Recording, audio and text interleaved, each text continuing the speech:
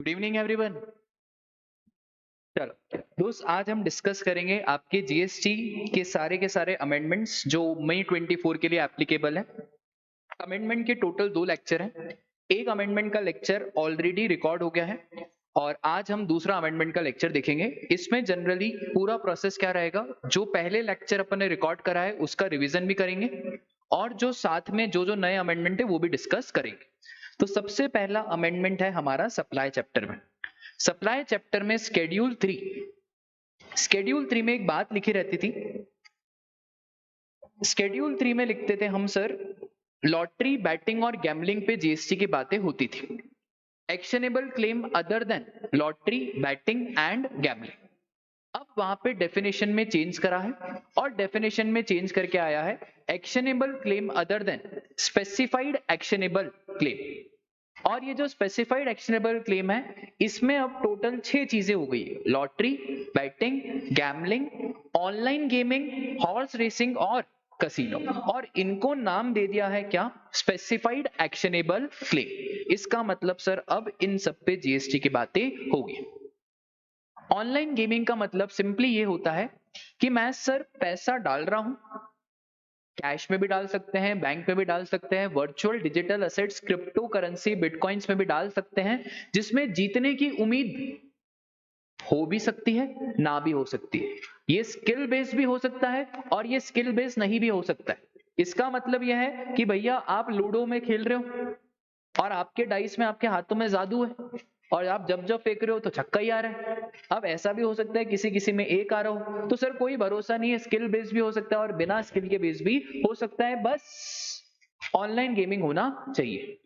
इसमें value of supply क्या होगी, तो सर इसमें वैल्यू ऑफ सप्लाई होगी 100% ऑफ अमाउंट डिपॉजिटेड, जितना पैसा मैंने डिपॉजिट करा। फॉर एग्जाम्पल यशी मैडम ने 10,000 रुपीज डिपॉजिट करे। ये मैटर नहीं करता कि 10,000 से ये 20,000 रुपए जीत गई, तो जीएसटी इनिशियल डिपॉजिट के टाइम पे लगेगा। इसके बाद अगर आपने 10,000 डिपॉजिट करे, भले फिर बाद में आपने रिफंड ही क्यों ना मारा हो, उसका भी कोई मैटर नहीं करेगा। तो जो इनिशियल डिपॉजिट करा उसके ऊपर जीएसटी की बात हो जाएगी। बोलो बात क्लियर है क्या। उसके बाद सर जीएसटी हमारा at the time of deposit तो लग जाएगा, पर सर हमने टाइम ऑफ सप्लाई में पढ़ा था कि टाइम ऑफ सप्लाई का गुड्स के केस में टाइम ऑफ सप्लाई कैसे निकलता है, तो डेट ऑफ इनवॉइस और ड्यू डेट ऑफ इनवॉइस। और अगर एडवांस मिलता है गुड्स के केस में, तो सर फिर वहां पे हम जीएसटी की बातें नहीं करते हैं। एक और अमेंडमेंट आया है टाइम ऑफ सप्लाई चैप्टर में। टाइम ऑफ सप्लाई में ऑनलाइन गेमिंग के केस में अगर स्पेसिफाइड एक्शनेबल क्लेम है, तो स्पेसिफाइड एक्शनेबल क्लेम में डेट ऑफ इनवॉइस या ड्यू डेट ऑफ इनवॉइस और date of payment whichever is earlier. ठीक है, इसका एग्जाम में क्वेश्चन आ सकता है, बढ़िया शानदार क्वेश्चन बना सकता है कि भैया एक इंसान है, उसने 10,000 रुपए डिपॉजिट करे, सबसे पहले जो डिपॉजिट करे उस पे जीएसटी लगेगा, बाद में कितना रिफंड आया उससे कोई लेना देना नहीं है। एक और चीज सर, इसका टाइम ऑफ सप्लाई क्या निकलेगा, date of invoice, due date of invoice और डेट ऑफ पेमेंट। तो स्पेशल केस फॉर गुड्स, क्योंकि स्पेसिफाइड एक्शनेबल क्लेम इंक्लूड कहां पे होंगे, गुड्स के डेफिनेशन में इंक्लूड होंगे, तो इसका time of supply date of invoice, due date of invoice और डेट ऑफ पेमेंट। ठीक है सर, रजिस्ट्रेशन ऑनलाइन गेमिंग के केस में रजिस्ट्रेशन इज कंपलसरी, जैसा ओएडार है, online information database access and retrieval services, वैसे ही ऑनलाइन गेमिंग में जो भी ये गेमिंग प्लेटफॉर्म्स है, इनको कंपलसरी जीएसटी में रजिस्ट्रेशन करवाना पड़ेगा।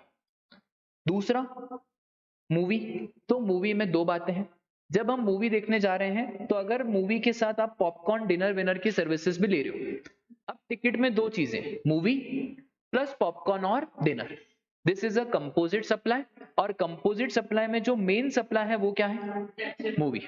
तो जो मूवी पे जीएसटी का रेट होगा उसके हिसाब से जीएसटी लग जाएगा।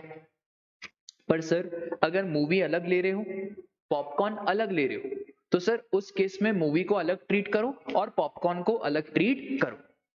ठीक है, इसके बाद अगर हम सब्सिडरी कंपनी में शेयर्स हेल्ड करते हैं, तो भैया अगर आप शेयर सब्सिडरी कंपनी में हेल्ड करते हो तो हमने ऑलरेडी देखा हुआ है कि शेयर्स तो गुड्स और सर्विसेज की डेफिनेशन से ही आउट होता है। Money and securities are neither goods nor services. तो सर ये जो शेयर्स है ना, वो आप सब्सिडरी कंपनी में हेल्ड कर रहे हो तो इसके ऊपर कोई जीएसटी वीएसटी की बातें नहीं होगी। Sir charge of GST, director कोई भी सर्विसेज दे रहा है तो हम उसमें देखते थे कि टीडीएस कौन से सेक्शन में कट रहा है। अगर टीडीएस 192 में डिडक्ट हो रहा है तो सर वो सैलरी का पार्ट है और सैलरी शेड्यूल नंबर 3 से आउट हो जाती है। पर अगर डायरेक्टर कोई भी सर्विसेज दे रहा है एज अ प्रोफेशनल जहां पे टीडीएस कट रहा है अंडर सेक्शन 194 जे, तो उस केस में कंपनी को रिवर्स चार्ज में जीएसटी पे करना होता है। अमेंडमेंट सिंपली इतना आया कि अगर डायरेक्टर कोई भी सर्विसेज पर्सनल कैपेसिटी में दे रहा है, डायरेक्टर का खुद का घर है, उसने खुद का घर कंपनी को दे दिया पर्सनल कैपेसिटी में, तो सर इसके ऊपर रिवर्स चार्ज नहीं आएगा, इसके ऊपर डायरेक्टर को ही रजिस्ट्रेशन लेना पड़ेगा। ठीक है, तो याद रखना कि सर अगर एज अ प्रोफेशनल सर्विसेज दी तो ही रिवर्स चार्ज आएगा, पर अगर एज अ पर्सनल कैपेसिटी में सर्विसेज दी तो रिवर्स चार्ज नहीं आएगा, फॉरवर्ड चार्ज में टैक्स का पेमेंट करना पड़ेगा। ई कॉमर्स ऑपरेटर में सेक्शन 9 सबसेक्शन 5 में टोटल 4 एक्टिविटीज आती थी। तो 4 एक्टिविटीज में सर कौन कौन सी आती थी? एक आता था हमारा ओला, एक आता था जोमेटो, एक आता था आपका अर्बन क्लैप,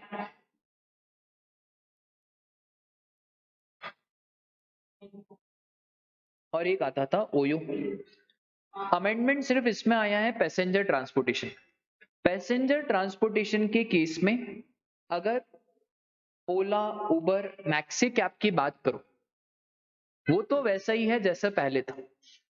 अगर ओमनी बस कोई कंपनी ऑपरेट कर रही है, ओमनी बस का मतलब होता है वो डबल डैकर बड़ी सी बस, अगर ओमनी बस कोई कंपनी ऑपरेट कर रही है तो इस पे टैक्स पता है कौन पे करेगा? कंपनी इस पे टैक्स पे करेगी। तो एक चीज याद रखना, फॉर एग्जाम्पल यहाँ पे है हमारा सौम्या लिमिटेड, यहाँ पे है रेड बस, अब एक और है मेहुल। अगर बात हो रही है ओमनी बस की, बात किसकी हो रही है? ओमनी बस, तो कौन पे करेगा? सौम्या लिमिटेड। वापस से बात ओमनी बस की हो रही है पर इस बार है कौन? मेहुल। मेहुल तो सर एक इंडिविजुअल है, मेहुल कंपनी थोड़ी है, तो इस केस में ये e commerce operator red bus को टैक्स पे करना पड़ेगा। बोलो बात क्लियर है क्या? तो ओमनी बस ऑपरेटेड बाय द कंपनी, तो वहां ओमनी बस टैक्स पे करेगा। गवर्नमेंट की जितनी भी सर्विसेज है, तो गवर्नमेंट में हमने जनरली पढ़ा है जो भी पीवीटी की सर्विसेज होती है उस पे फॉरवर्ड चार्ज लगता है। पीवीटी मतलब पोस्ट ऑफिस वेसल ट्रांसपोर्टेशन। अब पोस्ट ऑफिस के साथ एक और वर्ड जुड़ गया है जिसका नाम क्या है? रेलवेज। पहले भी रेलवेज पे फॉरवर्ड चार्ज लगता था, बस एक शब्द का अमेंडमेंट हुआ है। अब पोस्ट ऑफिस के साथ एक और वर्ड जुड़ जाएगा, क्या? Ministry of railways. तो जहां जहां आपको पोस्ट ऑफिस दिखेगा वहां पे आप रेलवेज को भी जोड़ते जाओगे। ठीक है sir, renting of immovable property, तो अगर renting of immovable property registered को दिया है तो उस केस में सर हमने देखा था रिवर्स चार्ज मैकेनिज्म लगता है। पर अगर renting of immovable property registered को दिया है पर रजिस्टर्ड पर्सनल यूज के लिए यूज कर रहा है तो उस केस में this services is now exempt. ठीक है, तो renting of immovable property registered पर यूज कौन सा होना चाहिए? तो ही जाके क्या लगेगा? आरसीएम। सर अगर अनरजिस्टर्ड को दिया तो वो ऑलवेज ऑलवेज क्या है? एग्जेम्प्ट। प्लेस ऑफ सप्लाई में शानदार सा अमेंडमेंट है। ओवर द काउंटर, देखो जनरली क्या होता है ना कि फॉर सपोज करो साहिल सर अमृतसर गए घूमने और अमृतसर से मिनिएचर लेके आए।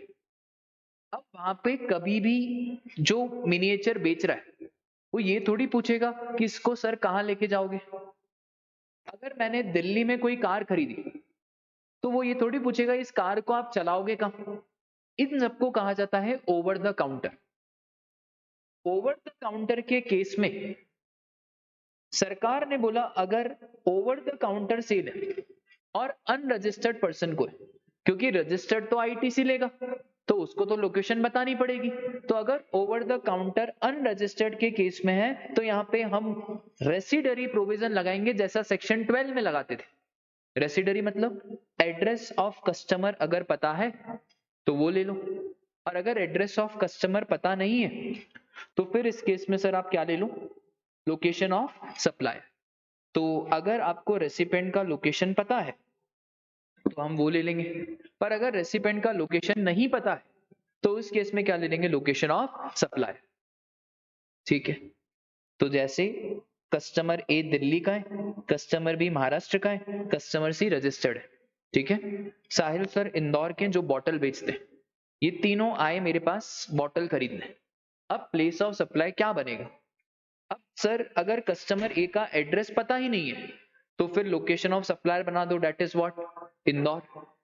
कस्टमर बी का एड्रेस अगर पता है तो क्या बना दो, महाराष्ट्र। और कस्टमर सी तो रजिस्टर्ड है, रजिस्टर्ड के केस में हमेशा क्या बनेगा, लोकेशन ऑफ रेसिपिएंट। ठीक है, बहुत बढ़िया।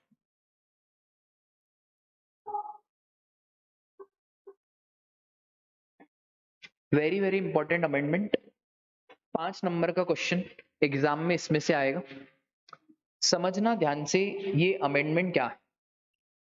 सर ये जो रजिस्ट्रेशन चैप्टर है ना, इस रजिस्ट्रेशन चैप्टर में एक शानदार सा अमेंडमेंट है।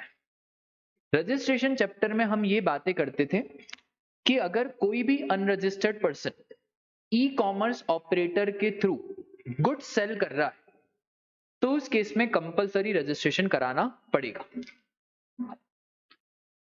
बहुत सारे लोगों ने ऐसा कहा कि हम ई कॉमर्स ऑपरेटर के थ्रू सेल तो कर रहे हैं पर इंटर स्टेट नहीं कर रहे। For example Sahil sir Blinkit पे माल सेल कर रहे हैं, क्या ब्लिंकिट इंटर स्टेट करेगा क्या? नहीं। तो गुड्स वालों ने सरकार को गुहार लगाई और कहा कि यार हमें ई कॉमर्स ऑपरेटर प्लेटफॉर्म पे गुड्स को बेचने दिया जाए।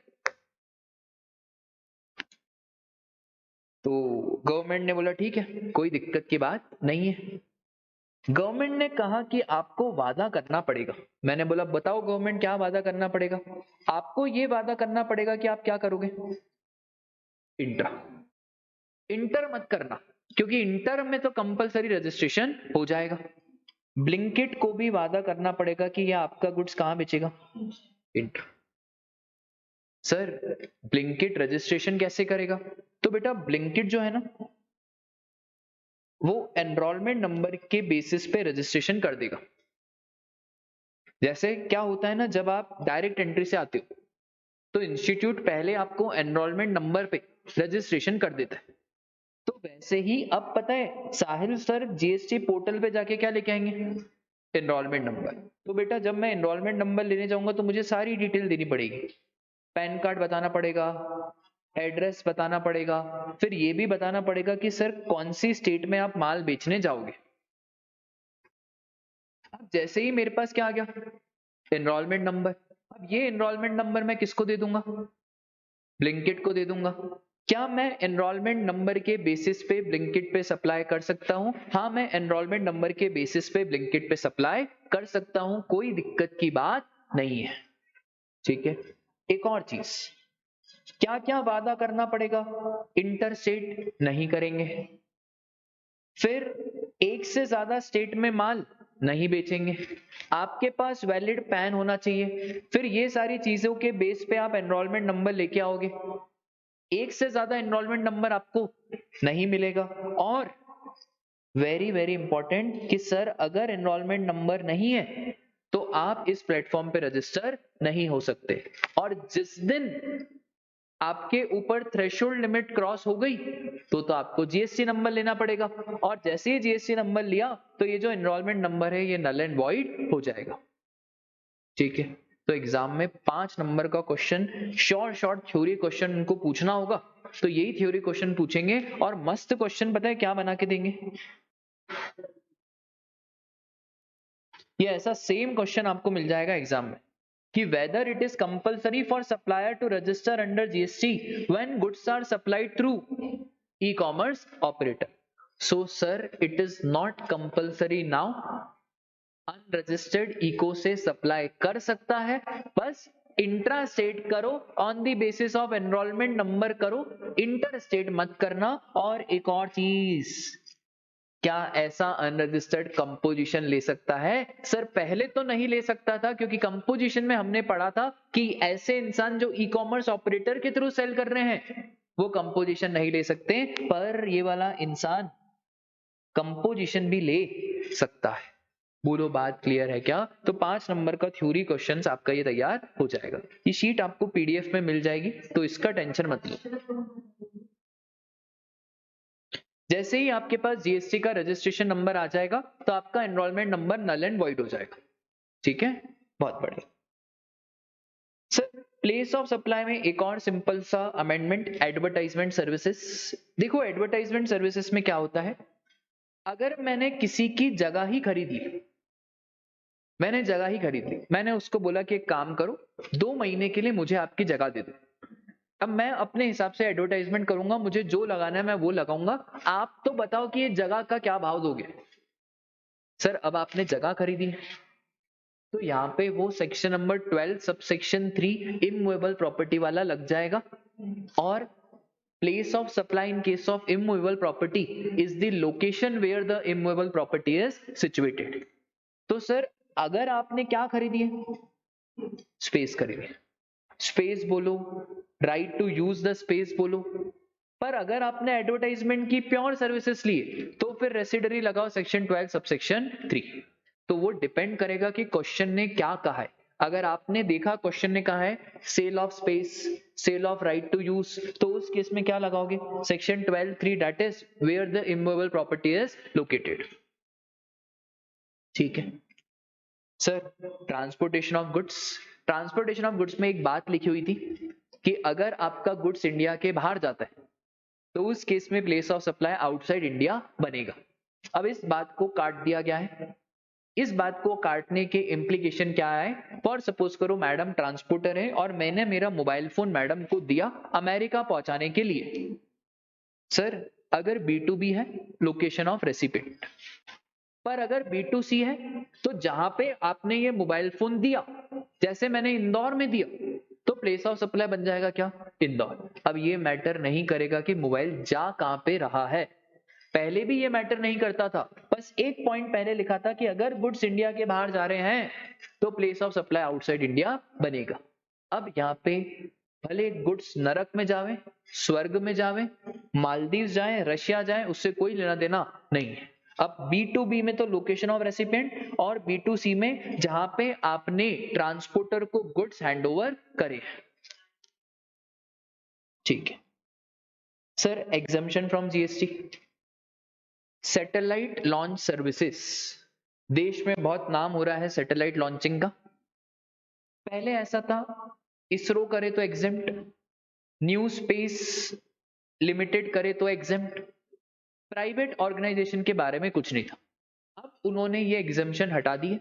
अब उन्होंने बोला सैटेलाइट लॉन्च के सर्विसेज कोई भी देवे, इसरो देवे, न्यू स्पेस देवे, प्राइवेट देवे, हर केस में क्या मिल जाएगा, एग्जेम्पशन। हम देश का नाम करना चाहते हैं, जितने देश की सैटेलाइट उड़ेगी उतना भारत का नाम होगा। ठीक है, इसके बाद ये मैंने ऑलरेडी बता दिया कि सर वो जो पोस्ट ऑफिस है ना, अब पोस्ट ऑफिस में रेलवेज को भी काउंट करा जाएगा। Very very very very important, इसके आरटीपी एमटीपी में भी क्वेश्चन है आज जो हम करेंगे। Sir services provided to government authority, अगर कोई भी सर्विसेज गवर्नमेंट अथॉरिटी को दी जाती है, कौन कौन सी, sanitization, solid waste, slum improvement, public health और वाटर सप्लाई, अगर ये SQPW की सर्विसेज गवर्नमेंट अथॉरिटी, वर्ड याद रखना क्योंकि कभी कभार वो इसमें ही घुमा देते, गवर्नमेंट एंटिटी लिख देंगे, स्टेट गवर्नमेंट कॉर्पोरेशन लिख देंगे, वर्ड ध्यान रखना क्या है, गवर्नमेंट अथॉरिटी। तो अगर ये सारी सर्विसेज गवर्नमेंट अथॉरिटी को दी है तो फिर एग्जेप्ट। ठीक है, बात क्लियर है। आरटीपी में इसका एक क्वेश्चन है, वो भी हम करेंगे। सर रजिस्ट्रेशन, पहले रजिस्ट्रेशन में ऐसी रिक्वायरमेंट थी कि अगर फिजिकल वेरिफिकेशन हो रहा है तो सामने वाले का प्रेजेंट होना जरूरी है। अब इस रिक्वायरमेंट को हटा दिया है, मतलब अगर मैं नहीं हूं तो भी प्रॉपर ऑफिसर मेरे घर पे फिजिकल वेरिफिकेशन कर सकता है, मेरी एंटिटी पे फिजिकल वेरिफिकेशन कर सकता है, कोई दिक्कत की बात नहीं है। वरना लोग पता है क्या करते थे, हाय प्रॉपर ऑफिसर अभी चाय वाय पियो, अभी मेरी क्लास है, 2 घंटे बाद आना, आज अमेंडमेंट है और 2 घंटे बाद आना। अब क्या प्रॉपर ऑफिसर को बस यही पड़ा है? और लोग इसका बढ़िया मजे उठाते थे, क्योंकि लॉ में क्या लिखा हुआ है कि पर्सन का मौजूद होना जरूरी है। और हमारे घर वाले वो तो बैठे ही नहीं है, वो तो घर पे ही नहीं है, वो तो बाहर है 10 दिनों से, अब 10 दिन के बाद आना। अब प्रॉपर ऑफिसर 10 दिन के बाद आ रहा है, यार वो तो कल ही रशिया गए भाई। अब क्या प्रॉपर ऑफिसर बस यही इंतजार करते रहे कि आप घर पे बैठे हो या नहीं? तो अब ऐसा कुछ भी नहीं है, ठीक है। एमसीक्यू में ऐसा क्वेश्चन बन सकता है। एक और चीज, इसी के अंदर 2 केसेस है। अगर आपका फिजिकल वेरिफिकेशन रजिस्ट्रेशन के बाद हो रहा है, आपको रजिस्ट्रेशन मिल चुका है, प्रॉपर ऑफिसर को शक हो रहा है कि आपका क्या कराना जरूरी है, फिजिकल वेरिफिकेशन, तो प्रॉपर ऑफिसर आपका फिजिकल वेरिफिकेशन कराएगा। इसके बाद उसको वेरिफिकेशन रिपोर्ट बनानी पड़ेगी। अब वेरिफिकेशन में क्या आया, कुछ तो ऑब्जर्वेशन होंगे ना, ये सारे ऑब्जर्वेशन अपलोड करने पड़ेंगे कितने दिन में, following the date of such verification. जिस दिन वेरिफिकेशन हो गया उसके 15 दिन के अंदर अंदर प्रॉपर ऑफिसर को सारी डिटेल अपलोड करनी पड़ेगी। सर अगर फिजिकल वेरिफिकेशन पहले करना चाहते, मतलब अभी रजिस्ट्रेशन मिला ही नहीं है, तो रजिस्ट्रेशन से पहले करना चाहते, तो यहाँ पे फर्स्ट और सेकंड पॉइंट तो सेम है, बस यहाँ पे कॉमन पोर्टल पे कब अपलोड करना है, at least 5 working days prior to the completion of time period specified. वो जो रजिस्ट्रेशन का टाइम पीरियड है ना, जब तक आपका आरसी सर्टिफिकेट नहीं आ जाता उससे कितने दिन पहले, 5 वर्किंग डेज पहले, ठीक है। एक और चीज, bank account detail, rule 10A bank account details upload करने की बात करता था। पहले टाइम लिमिट 45 डेज की दी हुई थी, अब ये टाइम लिमिट काट के कर दी है कितनी, जिस दिन आपको रजिस्ट्रेशन मिला उसके 30 दिन के अंदर अंदर बैंक अकाउंट की डिटेल्स अपलोड करो। एक और चीज, और before furnishing of outward supply under section 37, मतलब due date of GSTR 1। For example अगर आज रजिस्ट्रेशन मिला है 23 मार्च 2000, तो इसके कितने दिन के अंदर अंदर, 30 दिन। तो 30 दिन कैसे गिनोगे, मार्च के कितने है ना, मार्च के 8 और फिर 8 और फिर अप्रैल के 22, तो ये आ गया 22। और furnishing the details of under section 37, तो सेक्शन 37 मतलब GSTR 1, तो मार्च का रिटर्न कब जाएगा, 11 अप्रैल। तो दोनों में से विच एवर इज अर्ली, ठीक है। पहले यहाँ पे GSTR 3B की डेट थी, अब डेट किसकी है, GSTR 1।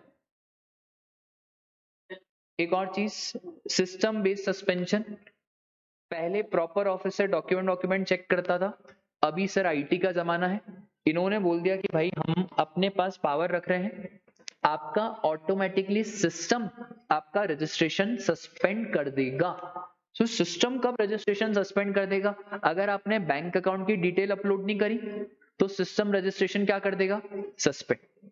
एक और चीज, अगर कंपैरिजन करा, सर किसका कंपैरिजन, GSTR 3B और GSTR 1 का अगर कंपैरिजन करा, तो एक है 3B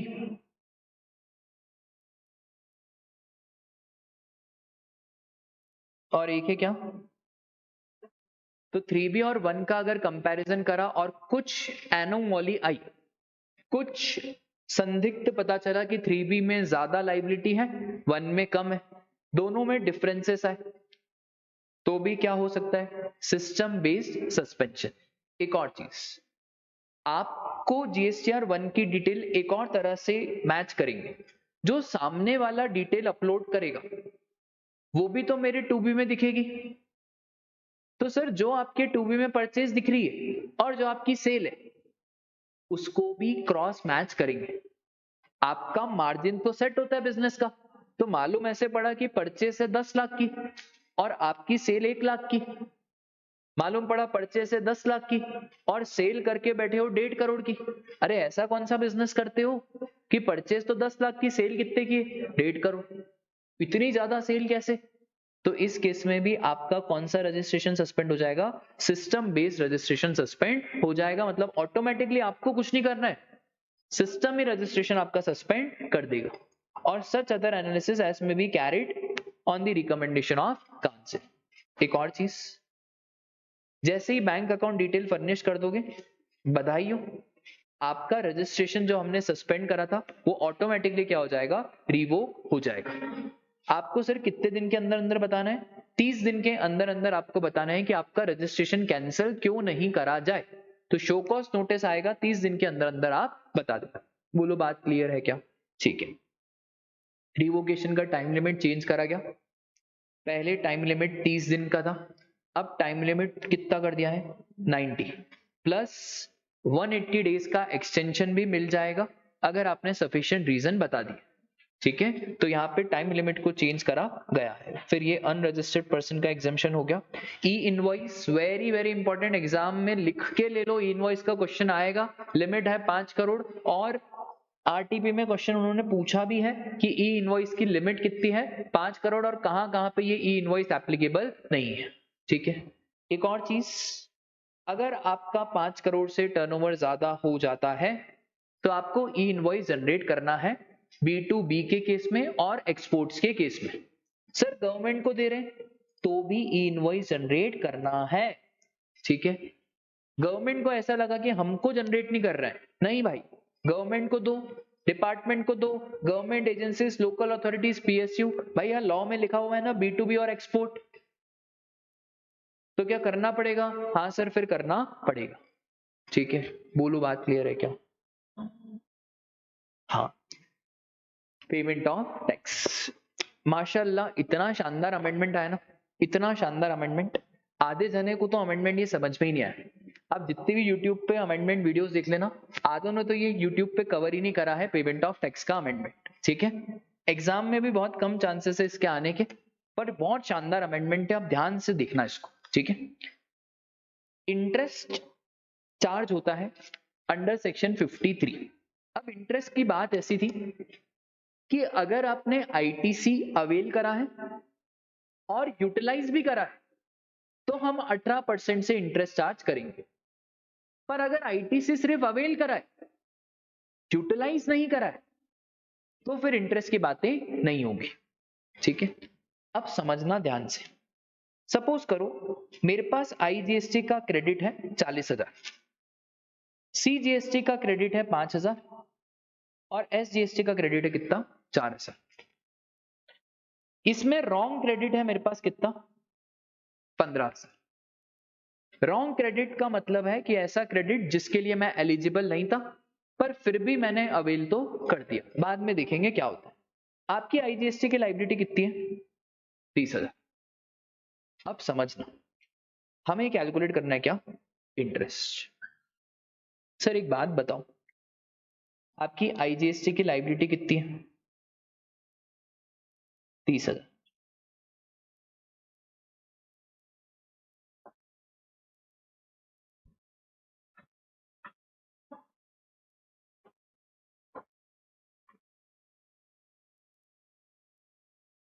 ठीक है, कितनी लायबिलिटी IGST की? 30,000।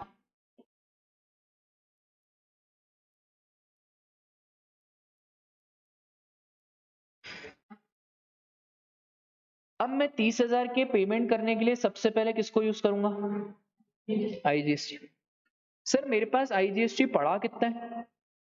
40। भले 40 में से सच्चा IGST तो 25 का है और झूठा IGST कितने का है? 15। पर अपन तो यूज करो ना, अपन ने यूज कर दिया कितना? ठीक, अब लॉजिकली इंटरेस्ट लगाए या नहीं लगाए? तो पहले तो सरकार ऐसा बोलती थी कि यार इसमें से सच्चा ITC कितना है, तो रॉन्ग IGST है आपका 15,000 और IGST क्रेडिट है आपके पास कितनी? 40,000। अब इस 40,000 में से 25 अलग करो, 15 अलग करो। 25 के लिए तो सर आप एलिजिबल थे, उसके लिए तो हमको कोई दिक्कत ही नहीं है। 15 के लिए आप एलिजिबल नहीं थे। तो भाई लॉजिकली मुझे बताओ, 30 में से आप कितना यूज कर सकते थे? 25, मतलब बचा कितना? तो 5 पे क्या लगाओ? इंटरेस्ट। ये लॉ हमारा कहता है। पर फिर बाद में एक क्लैरिफिकेशन आया कि यार ये तो गलत है, कि मुझे एक बात बताओ, अगर चलो मैं आईजीएसटी में सिर्फ सच्चा वाला भी यूज कर लेता हूं, ये 30,000, अपन एक काम करते हैं ना, सिर्फ सच्चा वाला यूज करते हैं। सच्चा वाला मतलब कितना? बचा कितना? 5। सर हमारे पास तो सीजीएसटी भी पड़ा हुआ है, तो हम सीजीएसटी यूज कर लेते हैं। कितना? तो फिर किस बात का इंटरेस्ट? लॉजिकल है यानी। हाँ, तो सरकार ने अब पता है क्या बोला? सरकार ने बोला देखो, आप पता है काम करना। सर क्या काम करें? आईजीएसटी यूज करने के बाद आपके पास बैलेंस कितना बचेगा? बैलेंस इन आईजीएसटी। तो राजा कितना आईजीएसटी था? 40,000। 40 में से मैंने कितना यूज कर दिया? 30। बैलेंस कितना बचा? 10। पुराना बैलेंस भी है सर आपका? हाँ सर पुराना बैलेंस भी है। तो सीजीएसटी का बैलेंस कितना है? 5,000। और एसजीएसटी का बैलेंस कितना है? 4। टोटल कितना हो गया? 19,000। अब 19,000 क्या 15,000 से ज्यादा है? हाँ। तो सरकार ने बोला इस केस में हम आपसे एक भी रुपए का इंटरेस्ट नहीं लेंगे।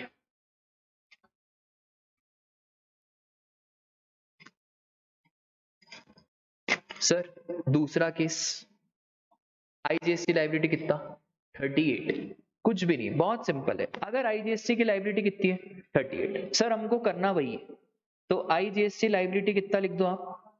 38। इसमें से आप पहली फुर्सत में तो क्या कर दो? यूज करो। लेस क्या? आईजीएसटी। सर हमारे पास तो कितना बड़ा है? 40, तो अपन तो पूरा ही यूज कर लेते हैं। ठीक है, अब मुझे बताओ आईजीएसटी क्रेडिट बच कितना गया? 40 में से 38 गए, 2 बच गया। सर सीजीएसटी का क्रेडिट कितना है? 5। और एसजीएसटी का क्रेडिट, तो टोटल कितना आ गया? सर अब तो 11,000 आया, और अब तो बैलेंस कितना है? 15,000। वहां पे कितना है? 15,000। 15,000 ही था ना वहां पे, तो सर अब तो इंटरेस्ट लगना चाहिए। तो अब बोला सरकार ने हाँ अब हम इंटरेस्ट लगाएंगे। वो भी बताएं कौन से अमाउंट पे?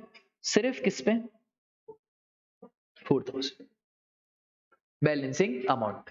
और एक और लॉजिक ध्यान से, कि बेटा अगर ये 38,000 है, तो मुझे एक बात बताओ, छोड़ो बुरे आईटीसी को, अपन अच्छा आईटीसी यूज करते हैं। अच्छा आईटीसी कितना है? 25। तो मैं 38 में से कितना यूज कर लेता हूं? अभी कितना बचा? 13। अच्छा 13 में से सर आप यूज करोगे सीजीएसटी और एसजीएसटी को। सीजीएसटी का कितना? एसजीएसटी का कितना? 4। अब देखो फिर भी आपका कितना बच रहा है? अब ये 4,000 आप उठाओगे पूरे आईटीसी में से, तो अब इंटरेस्ट तो लगेगा, पर पूरे 15 पे नहीं लगाएंगे भाई, सिर्फ किस पे लगाएंगे? 4।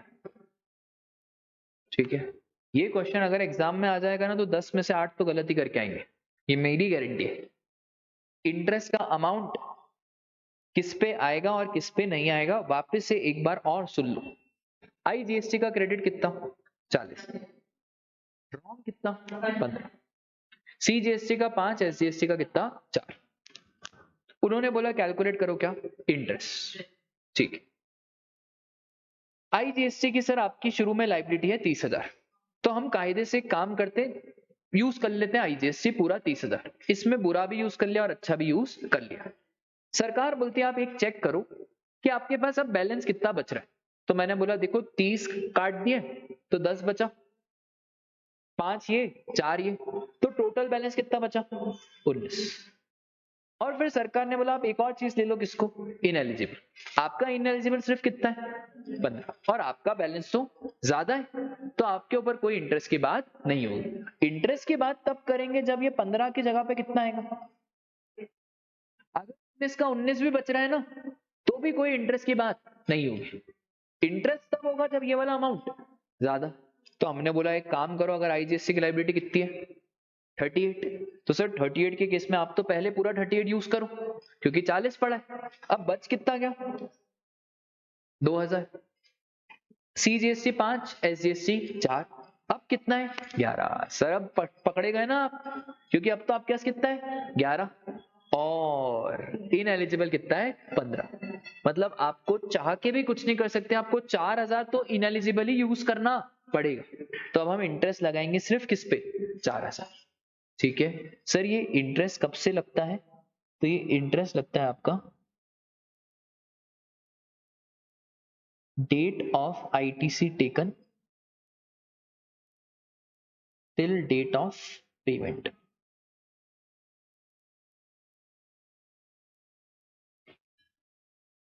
ठीक है, बोलो बात क्लियर है? ये वाले अमेंडमेंट का आप ज्यादा लोड मत लेना, ये वाला अमेंडमेंट का क्वेश्चन एग्जाम में आने वाला नहीं है। ठीक है, इसके बाद क्या सर, जो कंपनसेशन सेस जो सरकार ने निकाला है to compensate the state for the loss of revenue, वो एक तो 31 मार्च 26 तक एप्लीकेबल है। दूसरा ये डाउट आया, क्या मैं कंपनसेशन सेस का क्रेडिट ले सकता हूं फॉर कैलकुलेटिंग इंटरेस्ट? तो हमने बोला भाई सीजीएसटी, एसजीएसटी, आईजीएसटी का क्रेडिट अलग है, कंपनसेशन सेस का आपको कोई भी क्रेडिट नहीं मिलेगा। तो इसका answer is short what? No. मतलब जब हम यहाँ पे ये माइनस कर रहे थे, तो यहाँ पे क्या कंपनसेशन सेस माइनस कर सकते हैं? नहीं, यहाँ पे कंपनसेशन सेस आप माइनस नहीं कर सकते। तो एमसीक्यू पॉइंट ऑफ व्यू से अगर एक क्वेश्चन आया तो आ जाएगा। सर टीडीएस टीसीएस में कोई अमेंडमेंट? सिंपल सा अमेंडमेंट है कि जो भी आपने टीडीएस टीसीएस काटा है वो ई कॉमर्स ऑपरेटर को, जिसका टीडीएस टीसीएस काटा है वो कॉमन पोर्टल में बताना पड़ेगा, ताकि वो जो ऑपरेटर है, जो वेंडर है, वो अवेयर हो जाए कि भैया हमारा अमेजॉन ने इतना, ई कॉमर्स ऑपरेटर ने इतना टीडीएस काटा है। ठीक है, बस इतना सा अमेंडमेंट है। सर रिटर्न, बेटा कहीं कहीं पे जीएसटीआर 1 और आईएफएफ फैसिलिटी को ब्लॉक कर देते थे। जीएसटीआर 1 में आप ट्रांजैक्शन की डिटेल नहीं डाल सकते हो। इनवॉइस फर्निशिंग फैसिलिटी जो क्यूआरएमपी में थी, वहां पे आपको ब्लॉक कर देते थे कि मतलब आप जीएसटीआर 1 फाइल नहीं कर सकते। तो वहां पे दो और केसेस आ चुके हैं। अगर आपने रूल 88D का कॉन्ट्रावेंशन करा या रूल नंबर 10A का कॉन्ट्रावेंशन करा, rule number 10A that is bank account details, तो अगर आपने इनका कॉन्ट्रावेंशन करा तो भी आप जीएसटीआर 1 से ऑटोमेटिकली डिबार्ड हो जाओगे, मतलब आपको फाइल करने नहीं दिया जाएगा। सर ये रूल 88D क्या आया है? तो भैया रूल 88D का क्वेश्चन आप 100% मानो, क्योंकि इंस्टीट्यूट क्या करता है, एक बार ए पूछा था, एक बार बी पूछा था, सी पूछा था, अब क्या पूछेगा? डी। सरकार लाए जा रही है, इंस्टीट्यूट पूछे जा रहा है। रूल 88D बहुत बच्चों जैसा रूल है। 88D बस एक ही बात कहता है, आपके जीएसटीआर 2B में कितना आईटीसी दिख रहा है? 2B मतलब जो सामने वाला भरेगा, जो सामने वाला जीएसटीआर 1 भरेगा वो मुझे जीएसटीआर 2B में दिखेगा। तो अगर आपके 2B में आईटीसी कितना दिख रहा है और आपने आईटीसी अवेल कितना करा, अगर यहां पे दिख रहा है 2 लाख, आपने भी लिया है 2 लाख, तो आप अच्छे बच्चे हो।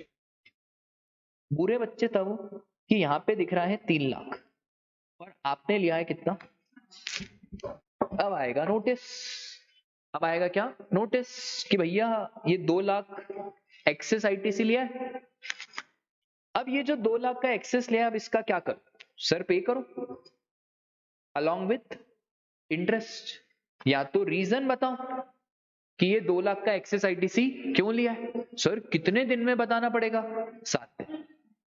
सर ये हमको कैसे मालूम पड़ेगा? अरे कोई दिक्कत नहीं ना, आपकी ईमेल एड्रेस पे खत आएगा, जो आपने जीएसटी आईडी बनाते टाइम जीएसटी पोर्टल के टाइम जो इंफॉर्मेशन मांगी थी, तो वहां पे आपसे ईमेल आईडी भी मांगी थी, तो आपको ईमेल आईडी में शो कॉज नोटिस आएगा, आपको जवाब दे देना है कितने दिन में? 7। सर अगर हम तो गहरी नींद में सोए हुए हैं, हमको तो नींद आ रही है, कोई दिक्कत नहीं है, 7 दिन के बाद जवाब नहीं दिया तो सेक्शन 73 और 74 के पीनल प्रोविजंस लग जाएंगे और फिर डिपार्टमेंट ऑटोमेटिकली आपसे रिकवर कर लेगा। ठीक है, बोलो बात क्लियर है क्या? एक और सिंपल सा अमेंडमेंट, जीएसटीआर 1 आप 3 साल के बाद फाइल नहीं कर सकते। ठीक है, मतलब मैक्सिमम लिमिट कितनी है? 3 साल। उसके बाद का आप जीएसटीआर 1 फाइल नहीं कर सकते। और जीएसटीआर 3B में भी सेम चीज है कि आप 3 साल के बाद फाइल नहीं कर सकते। एनुअल रिटर्न में भी सेम चीज है, ई कॉमर्स ऑपरेटर के केस में भी सेम चीज है कि आपका जो भी रिटर्न है, 1 बोलो, 3B बोलो, एनुअल रिटर्न बोलो या ई कॉमर्स ऑपरेटर का रिटर्न बोलो, ये आप मैक्सिमम कितना? 3 साल। ठीक है, और गवर्नमेंट चाहे तो इसको इंक्रीज कर सकती है। बिल्कुल ध्यान से, इनपुट टैक्स क्रेडिट का एक क्वेश्चन एग्जाम में आने ही वाला है। एक वो 180 डेज वाली लिमिट याद है आपको कि अगर रेसिपेंट ने 180 डेज के अंदर अंदर सप्लायर को पेमेंट नहीं करा तो रेसिपेंट को आईटीसी रिवर्स करना पड़ता था। ठीक है, बस उन्होंने एक वर्ड चेंज कर दिया। अब आईटीसी रिवर्स करने की जगह पे क्या लिख दिया है? Paid by him along with interest under section 50। बस वर्ड चेंज करा है, इंप्लीकेशन वैसा का वैसा ही है। Very very very very very important, CSR, corporate social responsibility. Corporate social responsibility में सर जनरली क्या होता है ना कि यहाँ पे रिलायंस कंपनी कुछ परचेज कर रही है, सपोज करो रिलायंस ने बुक्स परचेज करी, स्टेशनरी आइटम परचेज करा और ये CSR में बांटेगी। अब CSR में तो किस में बटेगा? फ्री फोकट। और आईटीसी का बेसिक रूल ही ये है कि तुम मुझे खून दो मैं तुम्हें आजादी दूंगा, कि तुम मुझे जीएसटी दो और मैं तुम्हें आईटीसी दूंगा, ऐसा मोदी जी कहते हैं। तो तुम मुझे जीएसटी तो दो, आप तो ये क्या कर रहे हो? इसी को तो बोलते हैं सोशल रिस्पॉन्सिबिलिटी। तो अगर आपने कोई भी गुड्स परचेज करे हैं जो CSR के लिए हैं तो उसके ऊपर अब आईटीसी ब्लॉक हो चुका है। ठीक है, तो अब CSR का क्वेश्चन एग्जाम में 100% देख ही लेना। अमेंडमेंट में से पिछली बार 10 नंबर का आया था, ऐसे हमेशा याद रखना, अमेंडमेंट की क्लास को कोई भी इग्नोर मत करो। Amendment is very very important, छोटा छोटा अमेंडमेंट वो पूछेगा ही पूछेगा। ठीक है, तो सर ये CSR का ध्यान रहेगा क्या? बस इसके बाद थोड़ा सा नॉलेज पर्पस के लिए अमेंडमेंट है, आपके लिए इतना रिलेवेंट नहीं है, सीए फाइनल वाले बच्चों के लिए रिलेवेंट है। एग्जाम सप्लाई की डेफिनेशन में चेंज आया। एग्जाम सप्लाई में एग्जाम सप्लाई तो आएगा, एग्जाम सप्लाई में 100% एग्जामिशन नोटिफिकेशन वाले आ गए, नील रेटेड आ गए और नॉन टैक्सेबल आ गए। आरसीएम की आउटवर्ड सप्लाई भी एग्जाम सप्लाई में आती है। जो भी हम आउटवर्ड सप्लाई करते हैं जिसपे रिवर्स चार्ज मैकेनिज्म में सामने वाला टैक्स देता है, वो भी कहां पे आती है? एग्जाम। लैंड और बिल्डिंग जो सेल करी उसका स्टैम्प ड्यूटी वैल्यू कहां पे आता है? एग्जाम सप्लाई में।